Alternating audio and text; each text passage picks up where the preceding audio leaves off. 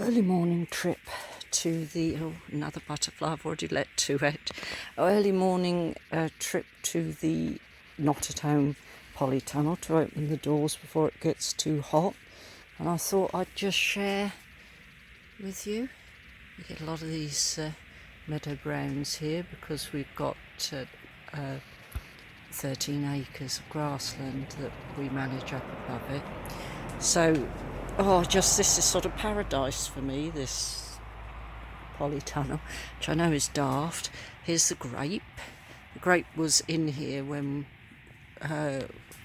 my friend bought the property, and I've just pruned it because I think it had taken over most of the Polytunnel, so I've cut it right the way back.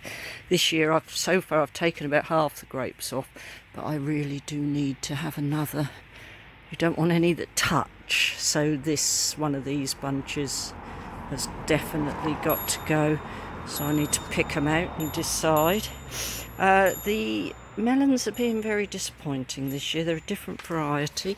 I've got these two and I've had hundreds. Let me just see if I can get this bee to go on my hand so I can put her out. She's been in here all night. Makes them very sleepy. They get depressed. Bees do. She's going to get angry with me in a minute. Because they're away from the hive, there's plenty of food for her in here, but because they're away from the hive, they get very fed up. She probably comes from that hive there. Right, away you go, little one. Yes, the melons have been very disappointing this year. Hundreds of flowers. The fruit are not setting. Some of them are not setting even before they've not been pollinated. I can see that they're going yellow. All these are boys. There's one there. That looks okay at the moment, but then they go yellow and fall off. So I've bought a different feed to see if that helps, a tomato feed, because that's specifically aimed at those things. These are watermelons. These ones have not done very well. I believe they're a dwarf watermelon in that they've got a few flowers on them, but we haven't actually had any watermelons even to set yet. This is the Verbena bonariensis that just flowers and flowers. This one is doing surprisingly well, this watermelon, considering it's in a very small planter, because they're not supposed to do well in planters. We're getting melon fruit, but none have set so far. So again, hopefully the tomato fruit. Just put some more salad veg in there. This is a compost we mostly use. It's very cheap. It's made from the food waste that people put out in Carmarthenshire. It does need additional food, it's not a fabulous compost, but it's an excellent base to twiddle about and do your own things. And the squash are setting at last, and we'll have some more that need pollinating. All we do to pollinate, if we find a boy, it's very important to take off any dead flowers, because they fall like that one did and then they rot and you get problems. So these boys, if I take this boy, it looks like a nice one. Choose one that's well open and the pollen looks mature. And then I go along, I'll rip his petals off to make it easier. I'm sure it's a sacrifice that he'd be happy about. And there's a girl. So we just tickle the middle of the girl with the middle of the boy. It's not much difference whether you're a human or a squash flower or any other sort of flower, I guess. Yes, so you see that something like that, buried right in there, that will rot everything when it rots. So I need to go through here, take out anything that looks like it will rot. It's a long way down these days. This is the original salad that I planted, same mix as the one I just planted, but it's mainly the rocket that keeps going.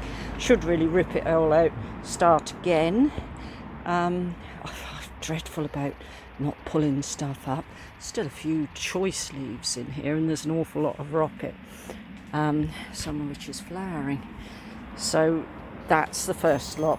This is the second lot, which I was a bit slow putting in, and there's not really quite enough to keep us going. A little bed that size keeps us going.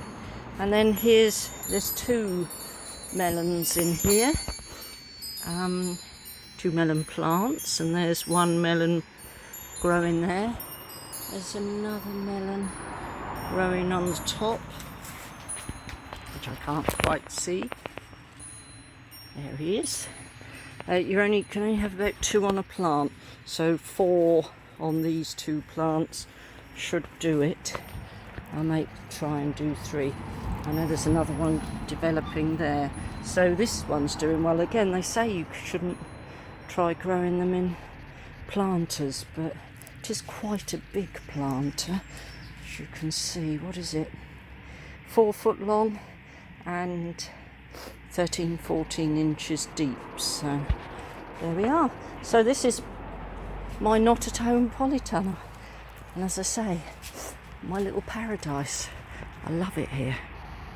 I forgot the tomatoes, and they're just starting to ripen, just starting to get a little bit of red on some of them. I've just got 3 tomato plants here. I've got more at home.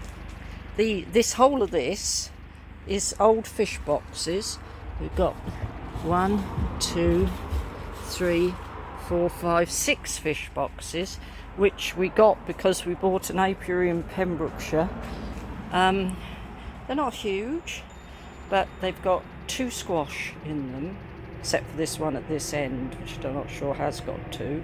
And then I had 3 tomatoes left over, so I stuck those in as well. And as long as you water them well and feed them well, look at the amount of greenery you can get in them, and hopefully squashes as well. I also forgot Stuart's last lot of potatoes. He put these in not long ago. I think it's probably a bit warm in here for them.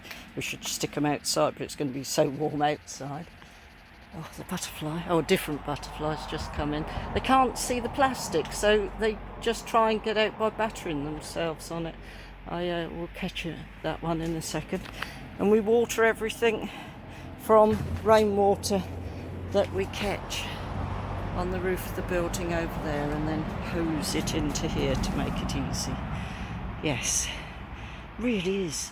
We're going to reskin it. I bought the skin. We're going to reskin it soon. But I could spend all day over here if I wouldn't melt.